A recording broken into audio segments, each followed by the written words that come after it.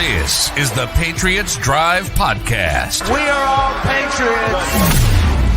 Where we discuss, analyze, and answer questions to all things happening in the NFL and with our New England Patriots. Now, here's your host, Cole Kelly. Let's go!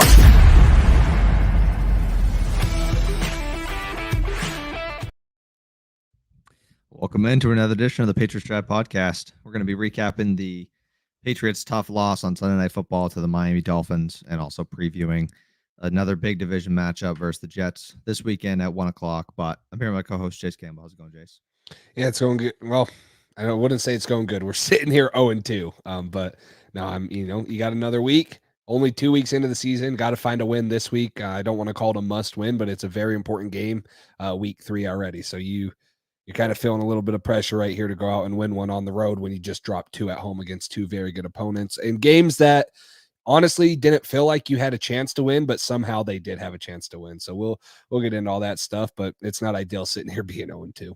Yeah, definitely not how you want to start a season. First time starting 0-2 since 2001. So definitely not what you're looking for. And I guess we can kind of jump right into it. It feels like we just kind of watched the same game as the week before.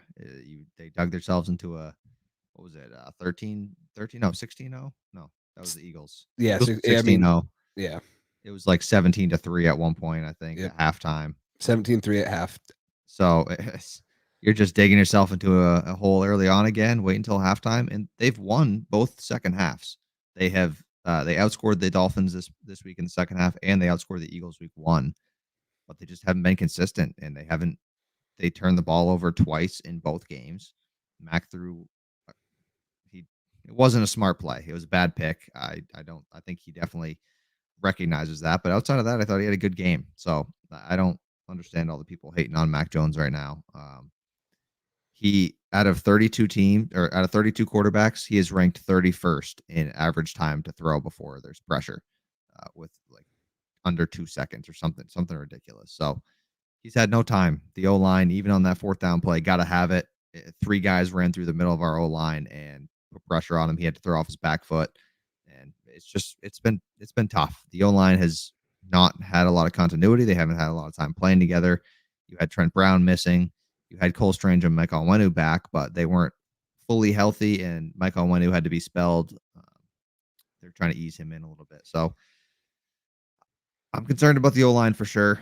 This is definitely a big game coming up this weekend, but it's just tough to see them fall just short yet again in a big division game on Sunday Night Football. I feel like it's just the same thing every week.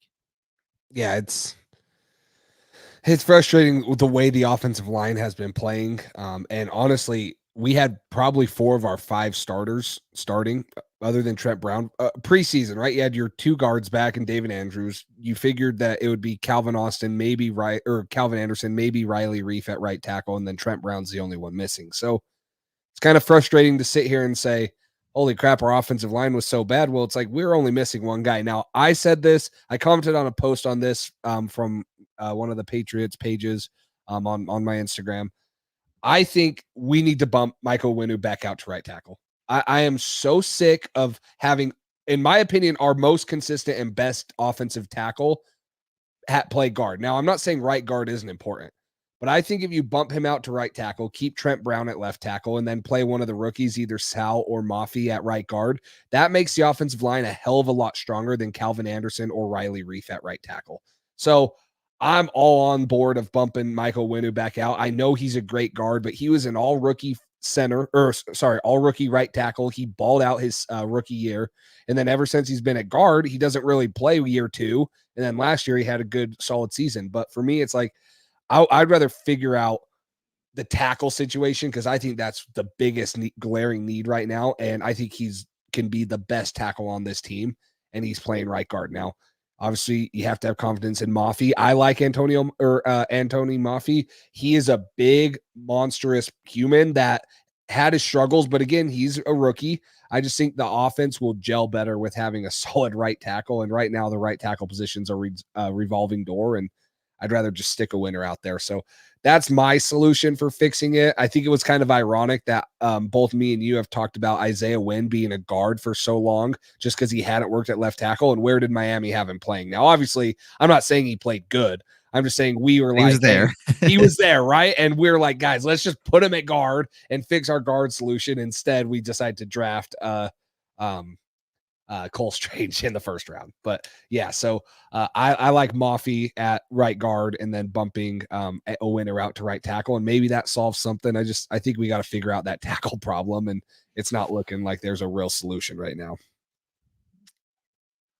Yeah, I see where you're coming from, and I have felt this way at times this year, and I wouldn't be opposed to it.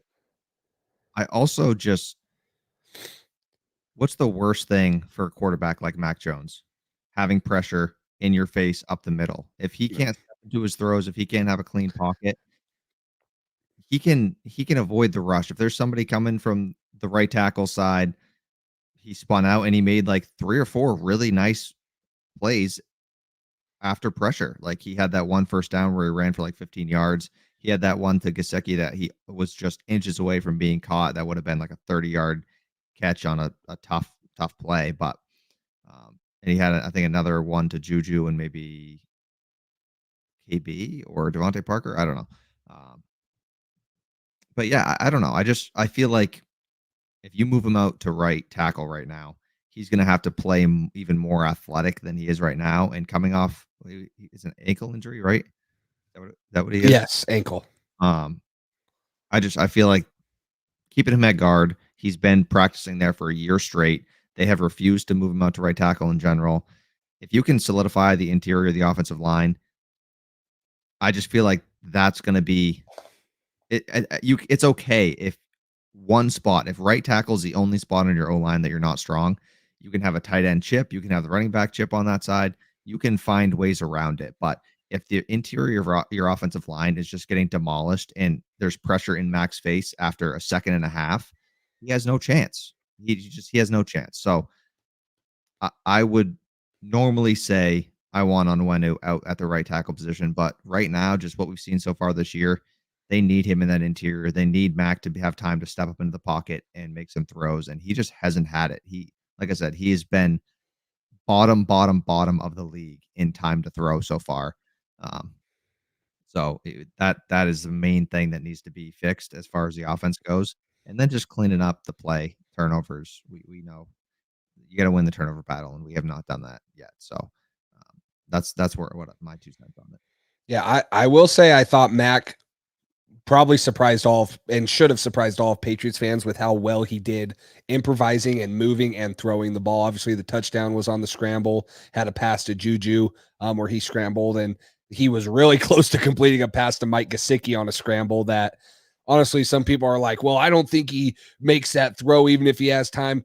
I don't care what the excuse is. At this point, people are hating to hate. I'm not saying Mac Jones is playing great football, but I guarantee you guys, you would not rather have Justin Fields. Justin Fields looks horrible. Trey Lance, we all know that situation right there. And we all know what Zach Wilson is. So this is a guy that has not been playing bad football. And I'm not saying he's the reason we're losing. I just don't think he's the main reason like people want to pin it on him. It's only Mac Jones. It's not. It is not only on Mac Jones the reason we're losing. Who wins that game this weekend if the quarterbacks are flipped? What game? The Patriots Jets? No, Pat's. Pats, Dolphins. Dolphins. The Dolphins. Mac would win. With Exactly. Yeah, exactly. It's not the quarterback. I get it. Like we're 0-2. They feel like they need somebody to blame. Mac technically has 2 picks. It wasn't a great throw. After that, he played much better, and I thought the rest of the game he played well. It's like you just said, has Mac been perfect? No, but he is not even in the top 5 of problems that this team has had so far. It's just he is playing okay. He has no time to throw, no time for the routes to develop, and it makes things really tough when overall collectively as a team. Demario Douglas has that fumble after an explosive play where he got the first down and was looking for more. where you have mistakes on defense and let them just drive down the field. You have penalties in key spots. It's just they're playing ugly football. They're playing football like a team who shouldn't even be in the playoff conversation. And that's just not what we're used to seeing, except outside of the past 3-4 years since Brady's been gone. So I don't know. They need to clean up that. They need to clean up the turnovers, the penalties, and they need to clean up the offensive line situation, because that is a mess right now, and it is losing them football games. Yeah, and I like what Red Patriot says here. He says, I still believe in Mac. He is performing better with Billy O, and he has proven to be our QB of the future. I agree. Mac Jones, and I think the offense is only going to expand. I don't think we're seeing as many down the field shots, but I think the offense is going to expand.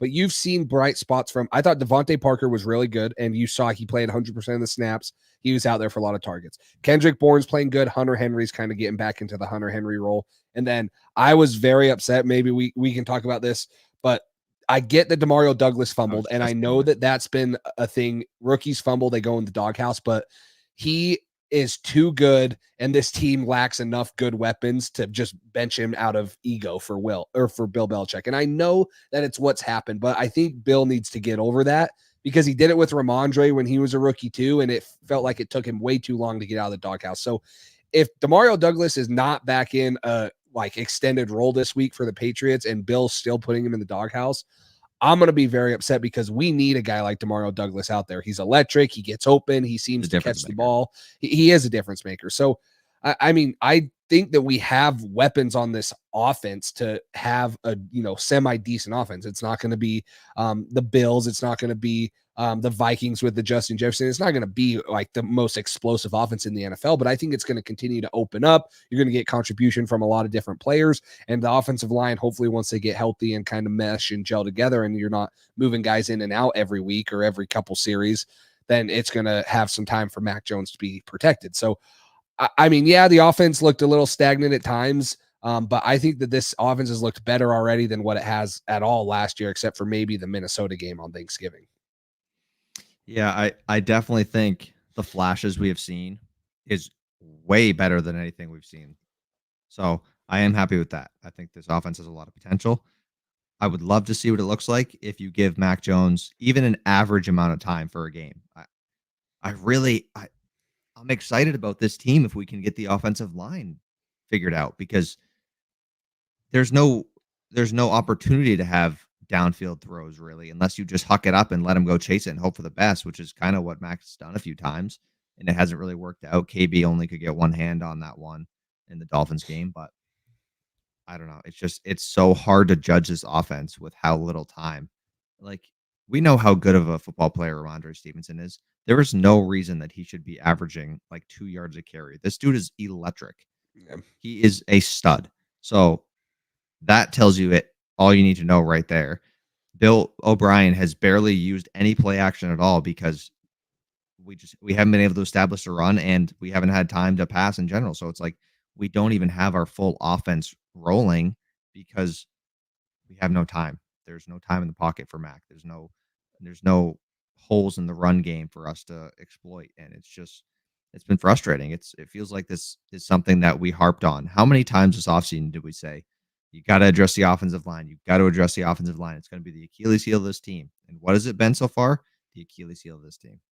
Yeah, and it's not looking like, I'm not saying there's not an answer to it. Like, I think that if you get 3 or 4 games continuous and this offense kind of starts meshing with each other, you're going to get continuity. The one that was so frustrating for me was what I think it was like 3rd and 1 or something, and they try to do an outside run, and you just see, was it Javon Holland, right? Shoot through, and he like is 3-yard loss. Yes. And so then it goes to 4th and 5 or something. And it's like he crosses the center's face, or not the center, the guard's face or tackle. I think it was Calvin Anderson. Anyways, crosses their face. No one even touches him. He gets a 3-yard loss. It's like, it's that kind of stuff where I'm like, holy crap, that is a very, very bad miscue by the offensive line. So you got to fix that stuff up and, hopefully get that working. Cause like I said, I don't think that the Patriots want to be throwing the ball as much as they have been. I'm not saying that they can't. And if Mac Jones continues to play the way he is, I'm not like saying we shouldn't throw it 35 times a game, but Mac Jones, 54 attempts week 1, 42 this week. we only had 25 carries this week of rushing. Like I feel like they want to get more involved in the running game and they want to be more effective instead of 25 carries for 88 yards. Like they want to be more effective in that department, and that helps kind of round out the offense because right now I still haven't seen a lot of play action passes, and I think it's because the run game really hasn't gotten going.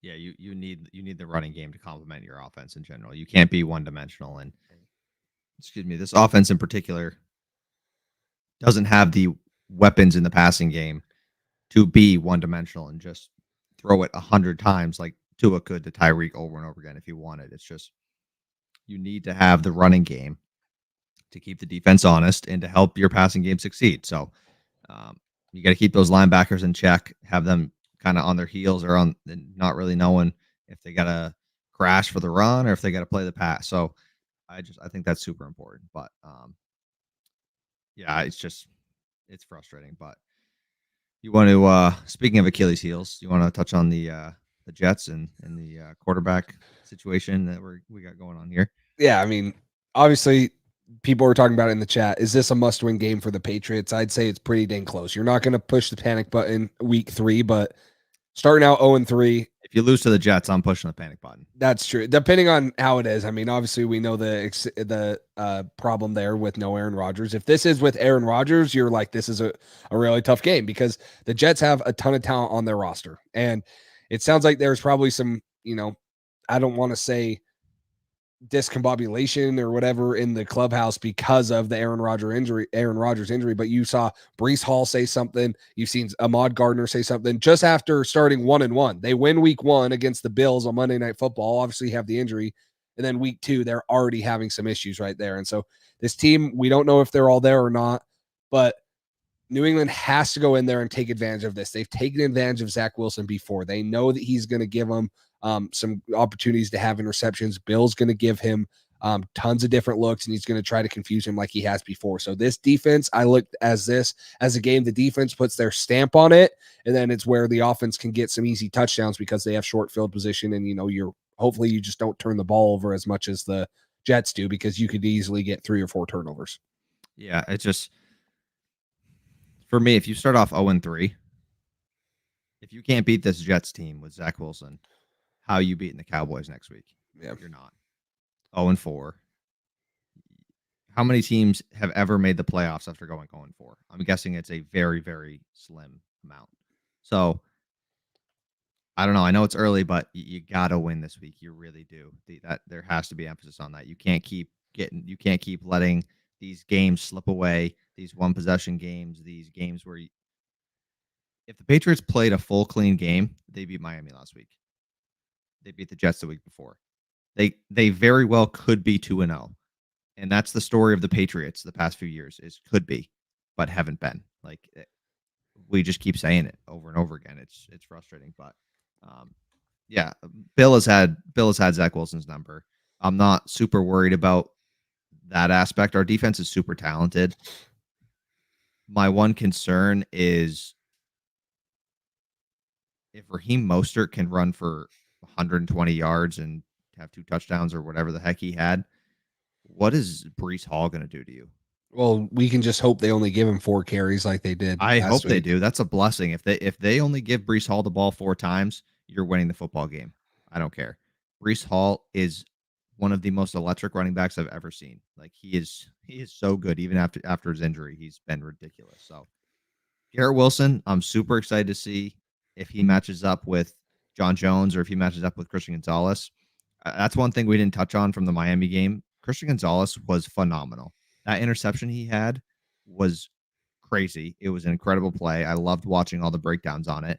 I don't know if you saw what Tyreek Hill said. He Barely complimented his speed, his length, his athleticism, and coverage ability for a rookie. He was really impressed with Christian Gonzalez. He did great. I think he allowed I think it was 2 catches. He was great. He was on Tyreek Hill a bunch. He was on Jalen Waddle a decent amount as well.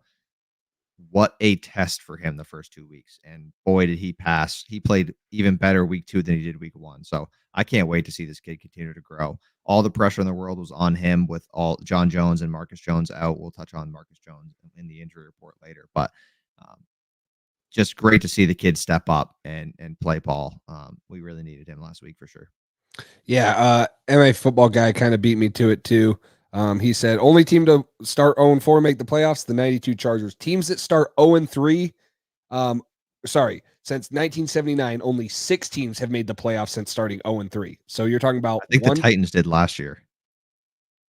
The Titan. So this was written 2 days ago, and it said the last team was Houston in 2018. Okay, maybe it was 0-2. Maybe they started 0-2, but yeah, it's been 6 teams since 1979 have made the playoffs starting 0-3. So yeah, let's not try to make it 7. Obviously, if you do and you make it 7, if you go 0-3 and then you make the playoffs, cool. Let's just make it easy. Go out and take care of vintage, right? Take care of it right here. So Red Patriot asks, what do you think of Christian Gonzalez getting his first career interception? Cole kind of just touched on it. He's got to be the brightest spot on the defense, in my opinion. We had such high hopes for him, and sometimes you can be like, ooh, how's he going to live up to those? What's he going to do? No Jonathan Jones. Marcus Jones goes out really early, and it felt like the defense was still pretty much intact. Not to mention there's no Jack Jones. So you're missing the 3 Joneses, and Christian Gonzalez was out there balling out. That interception where he goes up and high points it. It felt like he floated. Like I think he almost mistimed his jump in a way, but he catches it still and, was able to make a great play. And everyone's seen everything. He was the highest graded rookie through week 2, right? Or was it just from week 2? I've seen it all. Highest. Yeah, I think highest graded rookie. He was the highest graded corner on PFF. And so far on the year, he's like the 3rd highest graded corner in general. Yeah. So he's up there. He's been balling out. We talked about who could have an Ahmad Gardner type season. We all said Christian Gonzalez has the intangibles, and that's kind of what Tyreek Hill said. He said he's long, he was lengthy, had really good technique, and surprised him with his speed. So, that's great. That's exactly what we want to hear. So, Red Patriots going to MetLife Stadium for the game for the first time. No worries after we are all careful for the turf against the Jets. Yeah, the turf? For the turf. Yeah. Just don't go on it. Yeah, I wouldn't go on that turf. There's been a lot of injuries on that thing. So, no. That should be fun though. Yeah, this is a talented football team, and you talk about Christian Gonzalez balling out. He's going to have another test with Garrett Wilson, and obviously it's a little different when he has Zach Wilson throwing to him than Aaron Rodgers. But you got playmakers on the offensive side of the ball for them with Breece Hall, Garrett Wilson. You got probably one of the best cornerback tandems in the league, and they have a really good defense with Jermaine Johnson, some of the other guys they have flying around in that front 7, and then Reed and Ahmad Gardner are really good players. So this is going to be a test because they have talent. It's not the Jets that we've seen of the old, where it's just like they lack a lot of talent. They have talent. Like this is a team that with Aaron Rodgers, people were predicting to win the Super Bowl, and I think that might have been a little too far, but I see why they were doing it. But this is a team that has a lot of talent. They might have more talent than the Patriots. I'm not saying they're better than the Patriots, but on paper, I think they have more talent than the Patriots. I think they absolutely have more talent than the Patriots. And I honestly don't think it's that close. Like their defensive line is absolutely ridiculous. It's not Eagles level, but it's damn close. I would give them defensive line over us. Their linebackers are good. Their secondary is incredible. They have, like you said, one of the best 1-2 punches at corner in the NFL. Solid safety room. Garrett Wilson and Sauce Gardner, 2 of the best young players in the NFL today. We don't have a single player that's on their level currently, in my opinion. Like they are 2 superstars. They are incredible. So, yeah, it's a lot of talent, and that's the thing about the NFL is you need a quarterback. At some point, you can have all the talent in the world, but quarterbacks do matter in that sense. But not all quarterbacks can overcome a lack of talent, but some quarterbacks can't win no matter how much talent they have, and hopefully that's Zach Wilson. Yeah, hopefully. So, it's been how many straight games has it been since the Jets beat the Patriots? It's 14. 14. Let's make it 15 this week, and 16 in a few weeks. 16 in a few weeks. Yeah, but let's keep that going. So, Red Patriot, obviously, heartbreaks to Del Mooney and the Mooney family. I'm sure the Patriots and Robert Kraft have something cool planned for them, or something. And obviously, nothing can take away what happened and stuff. But it's been crazy how many fights have been in the NFL, between fans in general. Yeah, it's like there was another one at the Patriots game too, and then there was ones at the Texans game and stuff. And sometimes it's the own team's fans, like they're fighting each other. It's just, and I mean, I don't know what it is, what's being said, or, how many drinks are happening between the other people, what's going on in the stands, but people are going to NFL games to have fun and enjoy. It should not get to the point where you have to be throwing hands and stuff. That's kind of ridiculous. I've never been to a pro sports game where that's happened in front of me, but I don't even know how I'd react if I was seeing that. I don't know either, but it has been crazy. Like how many videos I've seen from the first 2 weeks at all different stadiums. Like, yeah, I don't know what's going on this year, but do the Jets have a fan chant? Yeah, they do. JETS. Jets. Outside of that, SUCK, suck. Yeah. Defense still allowed 30 points to Dallas. Yeah, but didn't Dallas get like 2 or 3 turnovers from? Yeah, I was gonna say, I think they picked off Zach Wilson 3 times, and like we'd have to pull up the exact stats, but I'm sure they had 14, maybe 17 points off of turnovers. So yeah, team stats, they had 3 interceptions thrown and a fumble lost. Yeah, so 4 turnovers. 4 turnovers. Yeah, I don't know. The Cowboys offense has CeeDee Lamb, Brandon Cooks. Their O-line is one of the best in the NFL. Dak Prescott's good. Tony Pollard's really good. If you get 4 turnovers in the game, and it's going to be hard not to do that. It's going to be hard not to win if your defense is getting 4 turnovers. I hope that a lot of teams get 4 turnovers. I think it might have been a touchdown too on one of the turnovers. I have Dallas's defense in fantasy football, and they put up decent points for me. So, but anyways, yeah, it wasn't like there was 0 turnovers and Dallas just romped the Jets defense. The Jets defense has not been up to par the first 2 weeks. No, not at all. Week 1 they looked good against Josh Allen and the Bills, but their stats and their metrics aren't as good as you would expect them to be, but they're really good, and it's early in the season, so hopefully you catch them. Not all in sync quite yet, but they have a ton of talent. Yeah, for sure. So let's get into some of the predictions or maybe keys to the game. For me, I'm just looking at some stats right here. The Jets have the second worst third down conversion percentage on offense, 26%. Do you know what we are? Okay. Yeah, well, let's see. New England is 14th in the NFL, 40%. Okay. So, top half of the league. And then if you flip it on the defensive side, the Jets, New England has the 11th best third down. So they allow 34% of their third downs, which is the 11th best. The Jets have allowed 45%. So talking right there. I mean, obviously, New York Jets, Zach Wilson, this is a different story if you have Aaron Rodgers. Absolutely. But you have to get the Jets. You have to stop the run game, and you have to get the Jets into third and obvious passing downs, because that's when you're going to confuse Zach Wilson, and that's when you're going to be able to get off the field on third downs. And if you can do that, I feel very, very confident that the Patriots can win this game. If you can get them in third and 7+ and they're going to pass it, I really don't believe that Zach Wilson will continually beat the Patriots like a guy like Tua or Jalen Hurts did when you had him in those situations. So got to win the third down, got to get out the field, continue to stay on the field. 40% is not horrible. You'd like it to be a little higher for the Patriots offensively, but that's not bad at all. They were 47% last week, so almost 50%, which you can handle that. So yeah, and I mean a lot of that is getting into third and manageable situations, and it's tough when they have a sack on first or second down and you're already in second and 15 or third and 12, or you just got to get into third and manageable. And like you said, I'm not super worried about Zach Wilson, but you need to stop the run game. You need to force Zach Wilson to throw, because usually when Zach Wilson throws the ball, good things happen for the other team. So he's good at throwing it to the other team. Yeah. Keep the ball out of Breece Hall's hands. Keep it in Zach Wilson's hands. And just do what you can to cover Garrett Wilson. They got some other guys, McCole Hardman, Alan Lazard.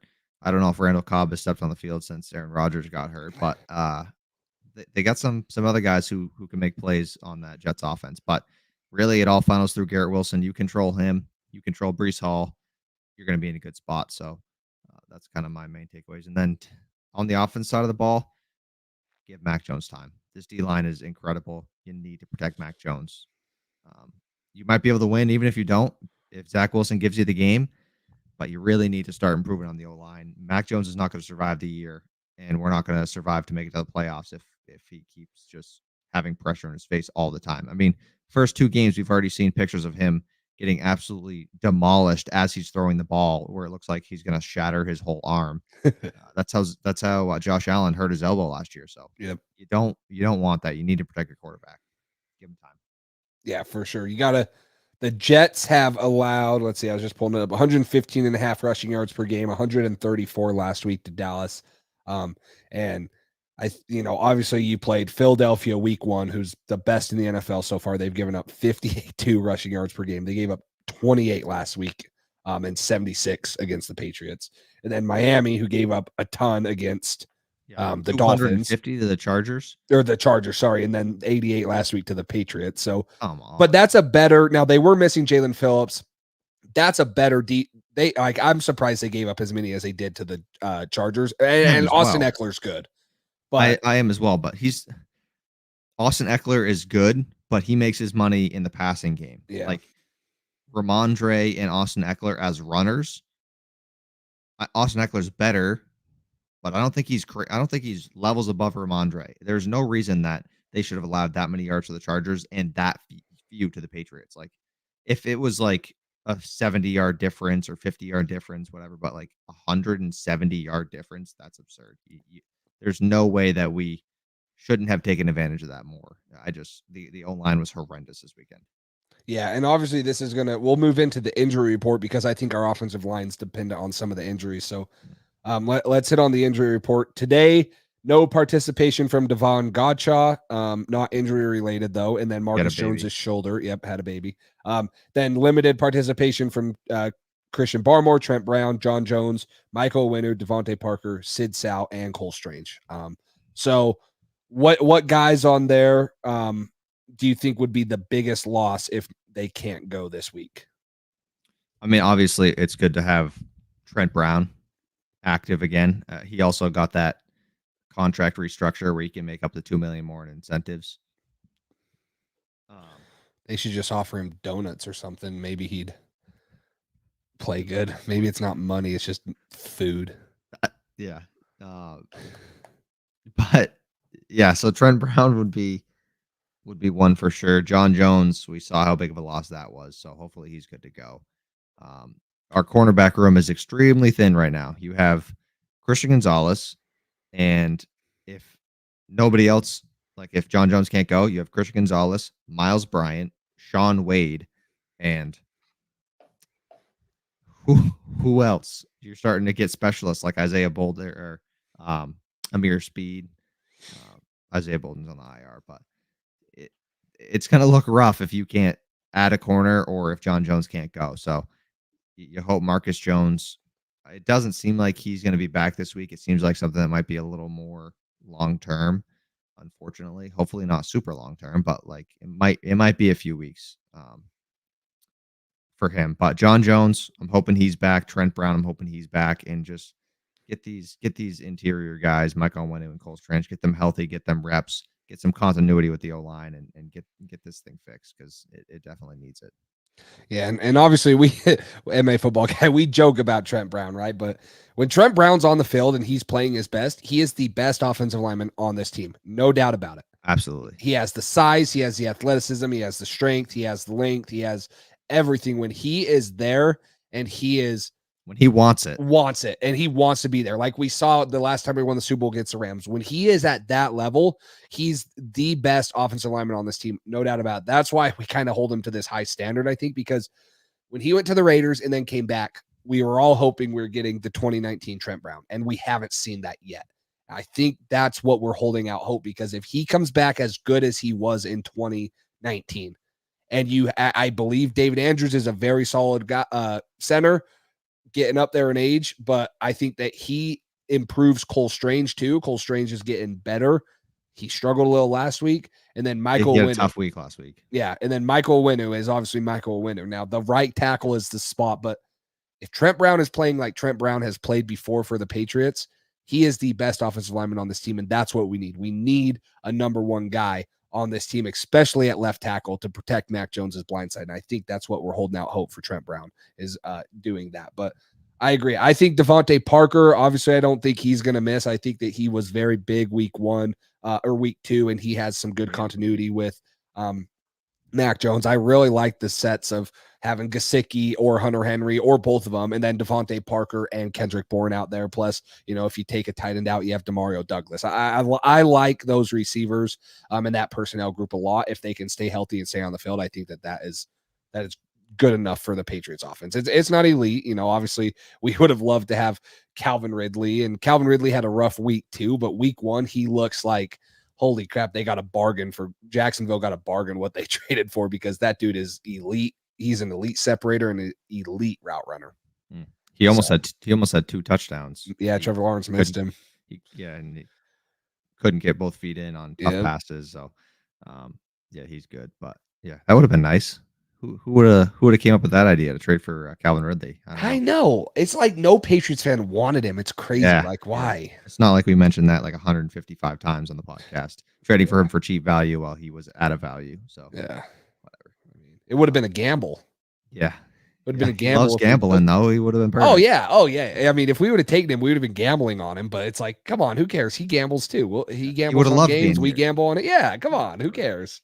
So, but no, it's I mean, there's not a wide receiver 1 on this team, but with Devontae Parker healthy, and I get the Juju kind of talk and stuff, but I still think even if Juju is a number 4 or a number 5 receiver, he's a pretty dang good 4 or 5 receiver if you incorporate him right? Like, you have some pretty good depth.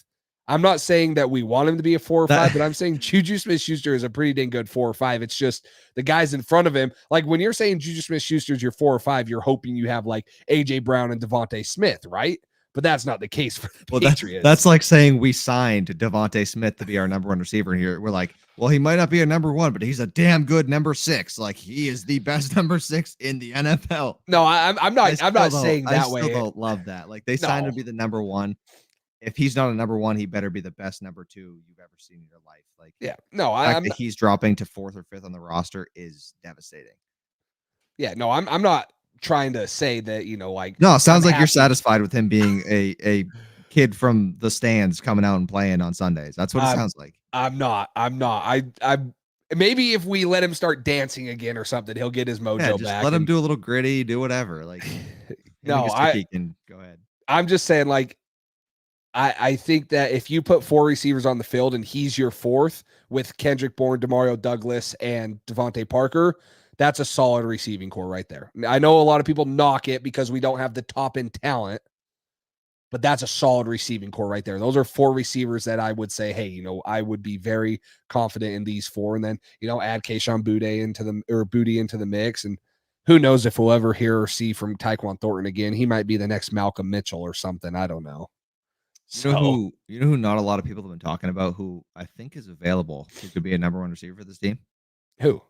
N'Keal Harry. I've heard of that guy. Wasn't he like a first-round pick? Yeah, he was first-round pick. He got drafted ahead of Deebo Samuel, AJ Brown, DK Metcalf. Wow, DK Metcalf too. Yeah, Terry McLaurin, I think. Yeah. I mean, Patriots Forever 6 wants us to get Greedy Williams. Why would we waste a spot on a corner? We're set there. Let's go get like N'Keal Harry type of guys. Yeah. Like, come on. I mean, he was just on the Vikings. He was probably learning from Justin Jefferson too. I mean, they cut him, but that was only because they have Jefferson already. So they didn't need 2 number 1s butting heads. We could go at him. Yeah. I think it's worth a shot. You know what I mean? He would probably take $20 million.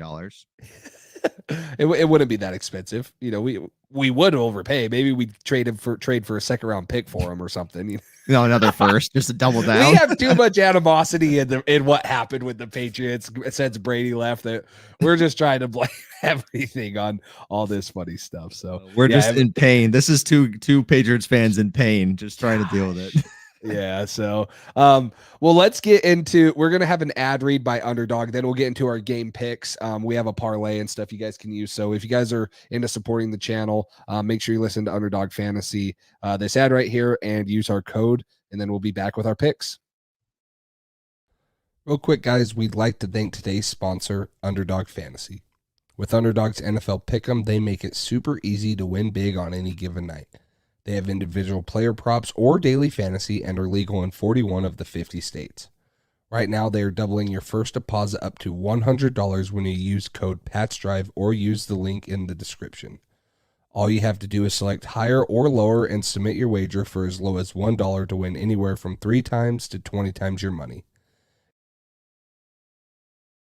You can also compete against thousands in Underdog Fantasy's daily fantasy tournaments ranging anywhere from football to baseball to basketball. Whatever sport it is, there's a tournament for you. Now with Underdog's Pick'em Insurance, you can still win money even if one of your picks does not hit.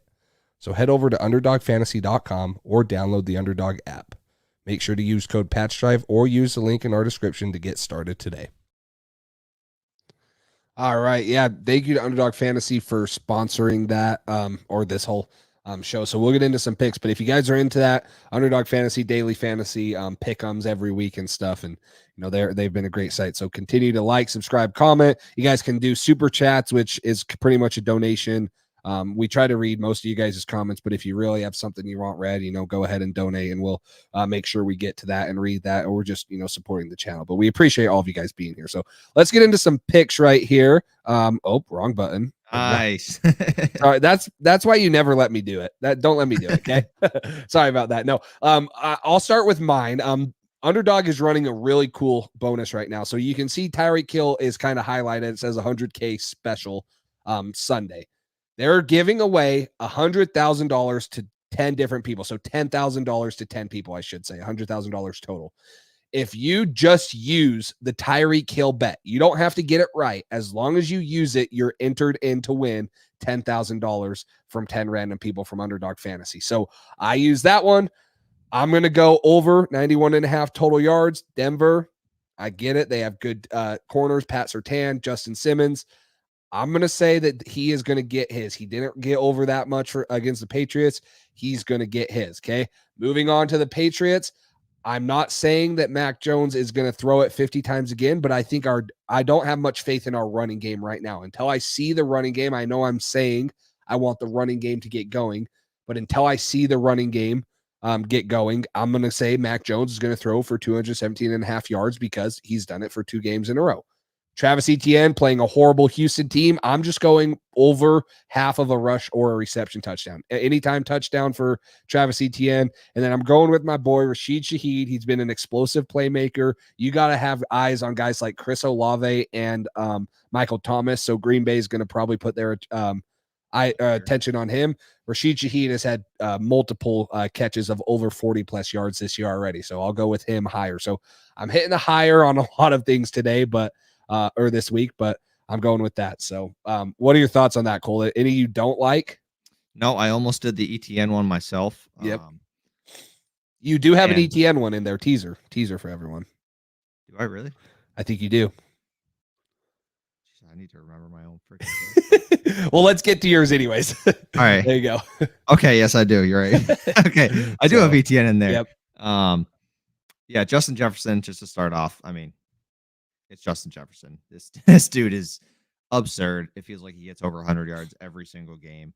I'm going to bet on him against a Chargers team who it could be a high-scoring game. Both teams have good offenses, and J.C. Jackson has been absolute dog shit this year so far. So I think Justin Jefferson is going to absolutely cook him because he cooks everyone else. So Daniel Jones, I know this one's a little bold, but I am going to go over half a total yard for him. I feel like somewhere in this game, out of all the snaps, he will end up getting a yard, whether he throws for a yard or rushes for one. He should be able to hit that mark. So I'm going to go with over for that. And then Travis Etienne, over 69.5 rushing yards. They're going up against Houston. I think it's a good matchup, like you said, for him. So I think he's going to eat. And he didn't have the best game last week, but I think he's going to bounce back. And his utilization has been really good. Tank Bigsby hasn't really been on the field a ton compared to him. So I definitely like ETN in this spot here. Yeah. Red Patriot says Justin Jefferson's higher. I just checked. He's at 102.5, but luckily I got it at 100.5. Got it at 100.5. You guys better hop on now. That's the make or break number. Yeah, no. MA football guy says 230 for Mac. I think 217 is pretty doable, even on a bad game. I think he can hit 230 pretty easily and hopefully, 300 again like he did week 1. But no, I like that. I think Houston is very susceptible. We saw what Zach Moss did to them last week. And maybe the Jags just get up so much they're just running Travis Etienne and stuff like that. And then if you guys didn't notice the Daniel Jones thing right here, it's another little special. All he has to do is get over half a yard. Specials left and right.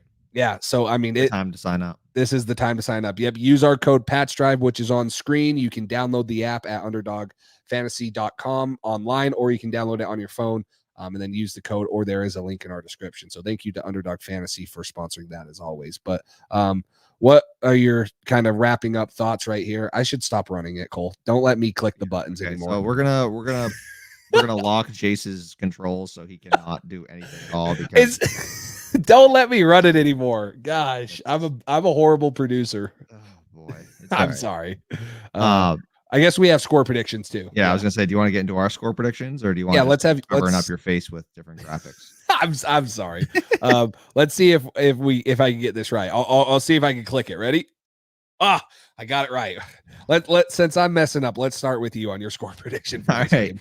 I think it's going to be a lower scoring game. I know the margin of victory is not huge here, but until this offensive line can show me it can hold up, I'm not having us running away with any games.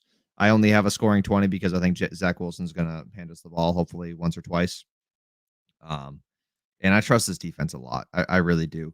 Against a team like the Jets, against a quarterback like Zach Wilson, their second half plan against Tua and the Dolphins was much improved from the first half, and they had some really promising moments against the Eagles offense as well. So those two teams are way better. Those quarterbacks are way better.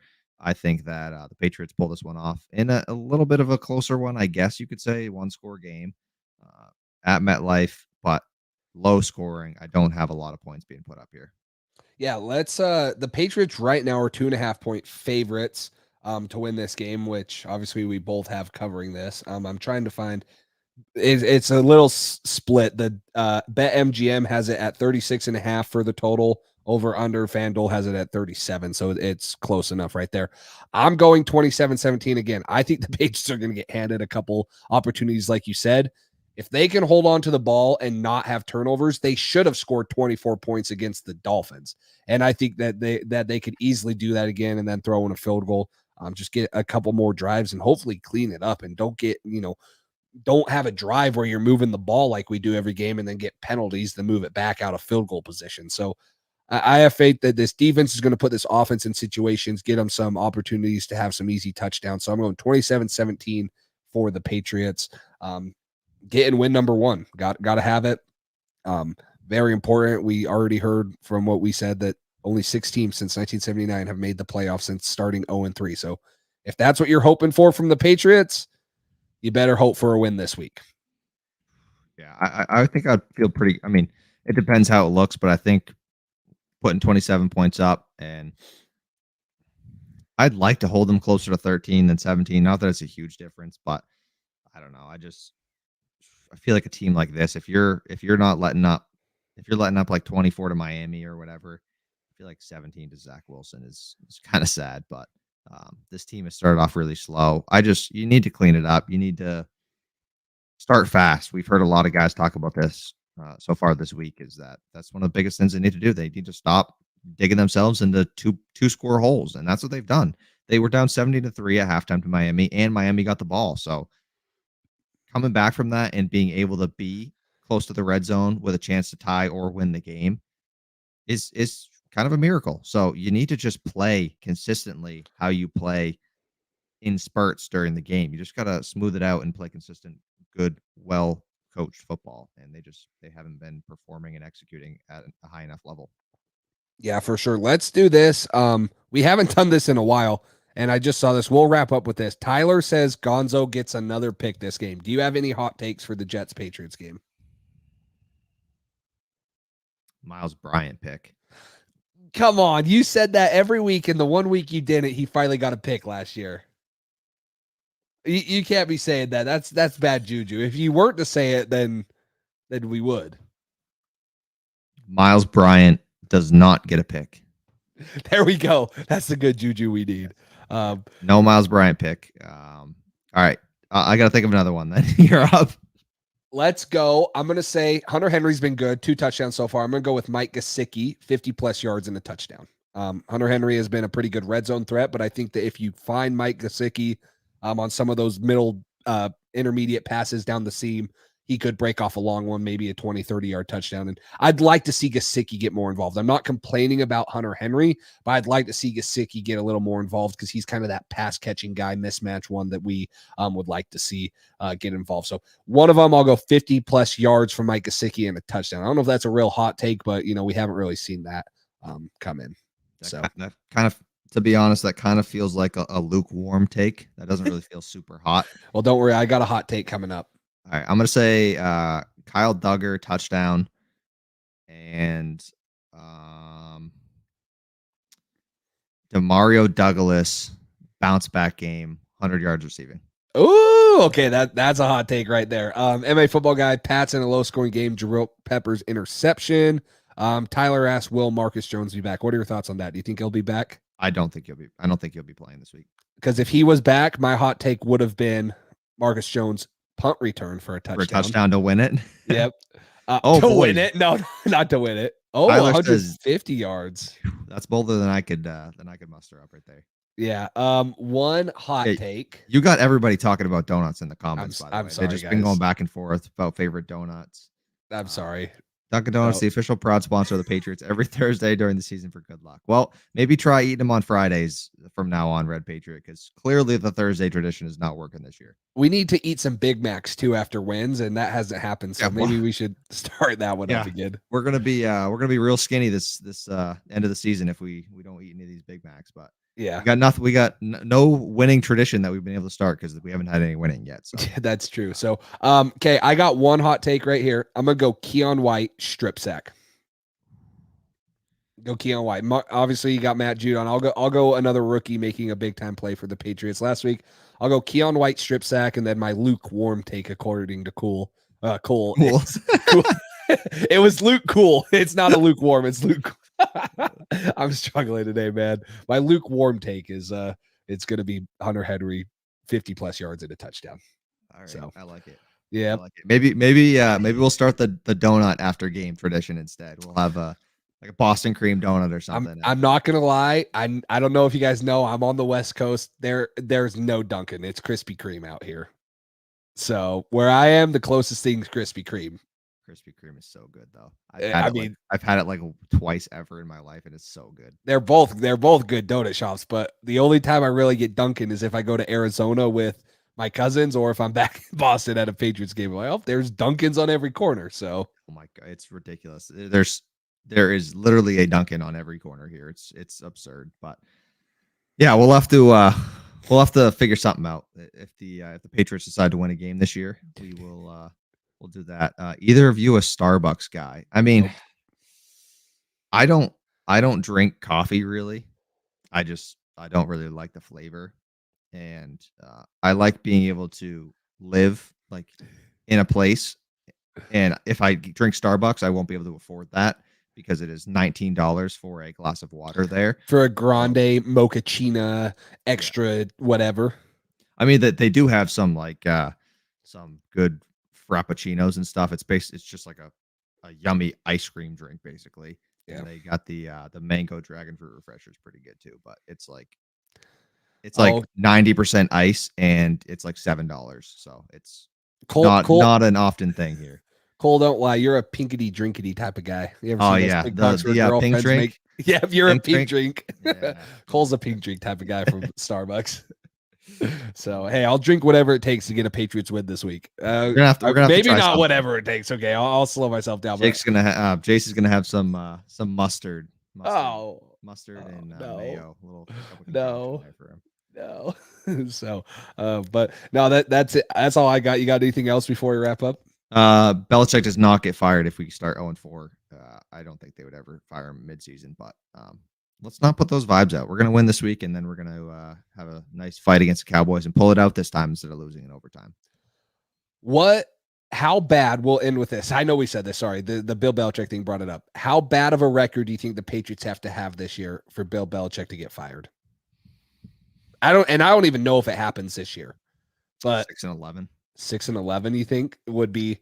I mean, obviously, if you're winning 4 games, maybe it's a little hotter, but it's also very hard. So, anyways, I hope that we see Bill Belichick break Don Shula's all-time win record in New England, because I hope it's in the next 2 years we win 9 games and then 10 games or something. But I don't know. With the way this team's looked, we don't really know how likely that is. So, yeah, definitely not. But yeah, that's all I got. You all set?